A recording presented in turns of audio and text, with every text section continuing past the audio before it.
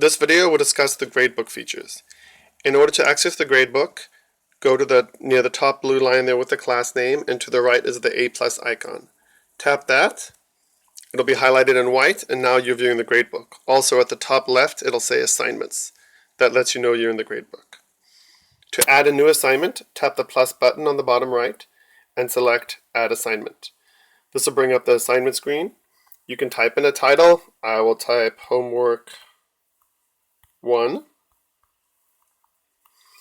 There's a date, which is the current date. You can tap on that to bring up a calendar and change the date. The maximum points will be entered. I will enter 20. And if you want to copy this assignment to other classes, you can go ahead and enable any of the buttons there to copy. I will leave that blank right now. Once done, you can select the checkbox to add the assignment. The X will dismiss it and not add the assignment. Alright. So once I've done, the default points is empty right now, which is why it's blue there. To add the points, simply tap on a box, and you can enter the points directly. So in this case, out of the points here, I'm going to add 22.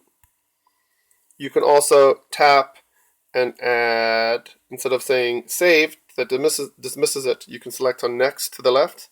That'll save that score and open up the next student, so you can go in order very easily. And this one, I will enter 15. Alright, so very easily you can enter scores. There's also some more options if you long press a score, so I'm going to long press the 15 for Brian Johnson. You get additional options, which is mark the student exempt, so the points don't, or the assignment doesn't count against them. There's missing and absent. Both of those count as a 0, but it lets you know the reason why the student has a 0. Maybe they haven't turned it in, or they were not there that day. And lastly, you can set it back to empty. Alright, I'll leave one as, let's say, missing right now. And then, as you can see on the left side there, under the student name, you can see a number. The ID number is the first number, but to the right, like for John Smith, it's a 0 and 110%. 0 refers to the number of missing assignments. So both John and Amber have a 0, and Brian, who is missing this assignment, has a 1 there. So it makes it very easy to know how many missing assignments students have. And then lastly, the percent is their grade. So since the assignment was out of 20 points, since John got a 22, that's 110%. And then you can see the grades of 90% and 0% there. So very easily you can see that there. If you want to change the colors of the grading, you can access those by going to the overflow menu, selecting settings, and then select grades. Here you'll see that it's broken down into 5 categories.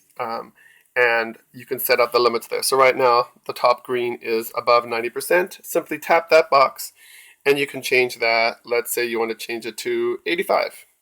I'll save that, and now, it's updated. So very easily, you can go ahead and change that. There's another video to discuss the difference between points and standards, so I suggest you look at that if you're interested in using the standard-based grading. All right.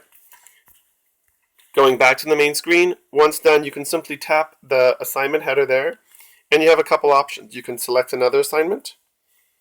Right now there's just one. Or you can also click on View Details, and this will bring up the assignment information. There's some basic statistics for the assignment, and you'll see a score distribution. So very easily you can see how students are doing in the class as you have more students and get an idea. So from this place you can also delete the assignment, edit it, and there are some messaging options, which is also shown in another video, to easily send grades and missing assignments to parents and students. Alright, there you have it for the basic assignment features. Enjoy!